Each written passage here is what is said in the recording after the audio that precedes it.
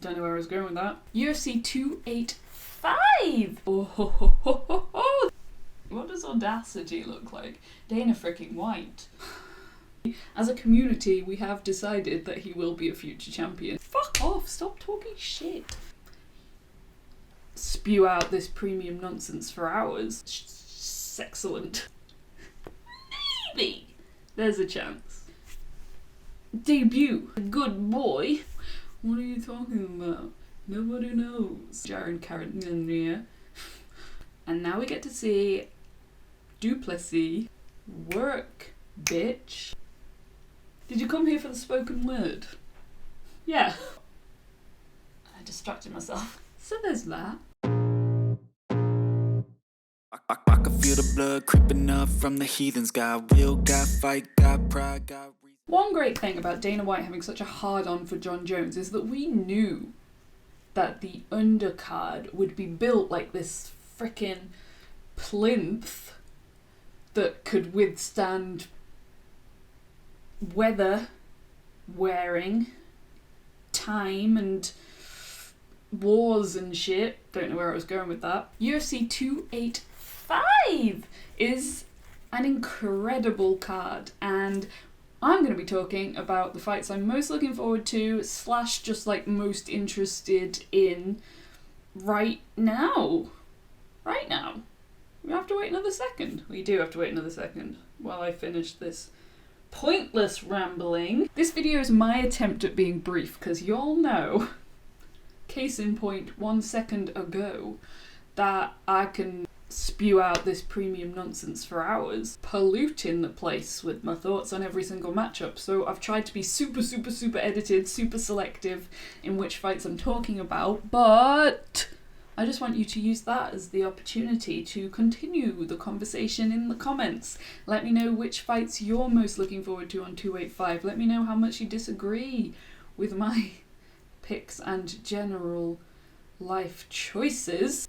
And let's get into it.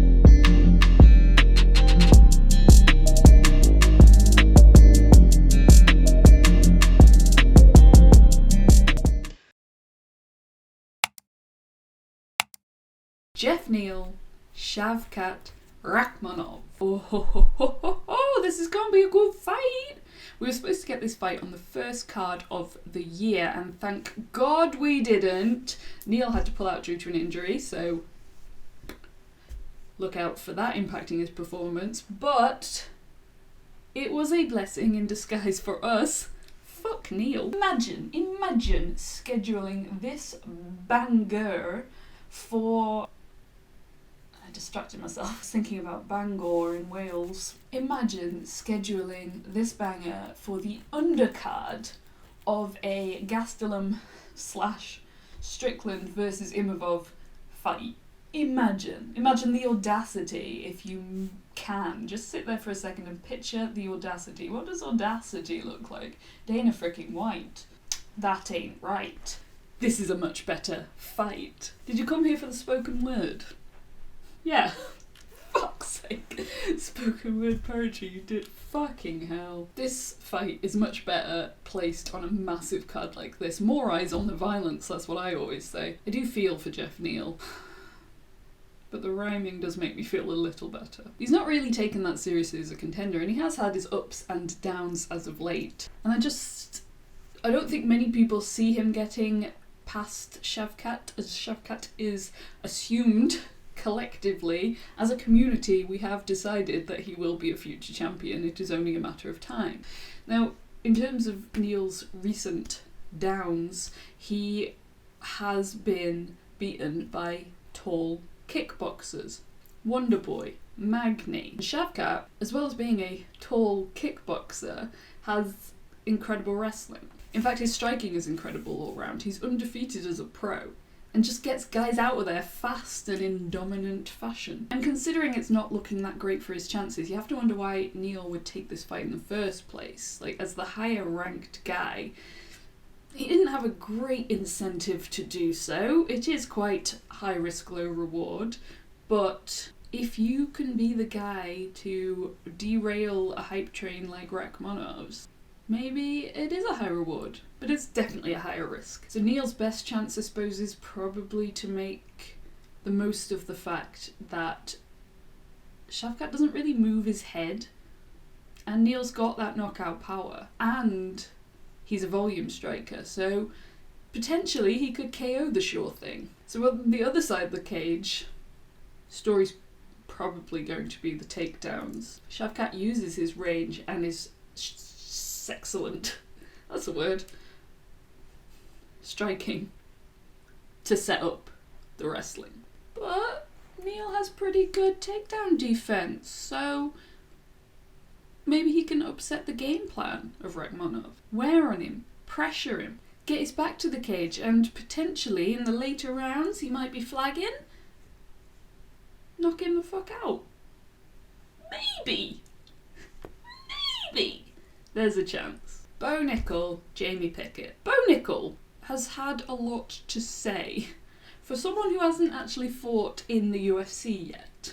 This guy is certainly backing himself loudly and very annoyingly all over the media, but proving that pudding has had to be put on hold. Following his 2 Contender Series wins, his debut into the big show had to be cancelled due to injury when we were supposed to see him back at 282 in December. Another sure thing on this card, having jumped through Dana's hoops and proven that he can be a good boy, he has now earned himself what many are calling a super fucking easy debut. Of course, Nickal is a decorated wrestler, but in his brief MMA career so far, he has been knocking and choking people the fuck out, and we love to see it. Across 3 pro wins, he's worked less than 5 minutes. In fact, his longest performance was 62 seconds, and usually that's nothing to brag about, but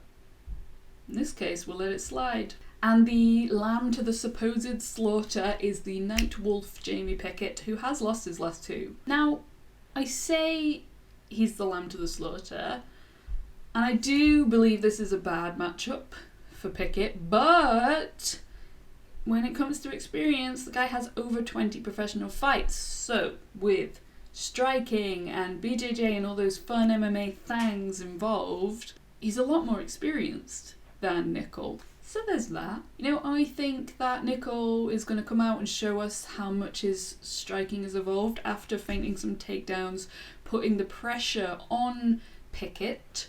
I think we're going to see that hook, uppercut, night for the Night Wolf. But, and this is a common theme throughout this card, there is another glaring opportunity for the underdog to come and cause a freaking upset, derail a hype train, have some casualties lying around the tracks, you know. Get on the news. What are you talking about? Nobody knows. He can ruin the party, and because I hate a smug fucker, I really hope Pickett manages it. Remember I said I was going to be brief, so my last fight to watch is Derek Brunson and Dricus du Plessis.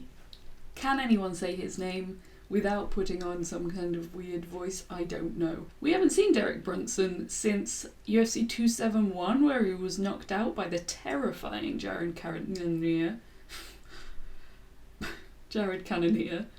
and lost his shot at the title. So there are a lot of question marks around the performance we're going to see from Brunson. He even spoke about retiring after that. So you've got to wonder where his mindset is at coming into this fight. But since saying he was going to retire, he's now said he wants to fight 4 times this year. So maybe something reinvigorated him, maybe something happened, maybe he got his mojo back, I don't know.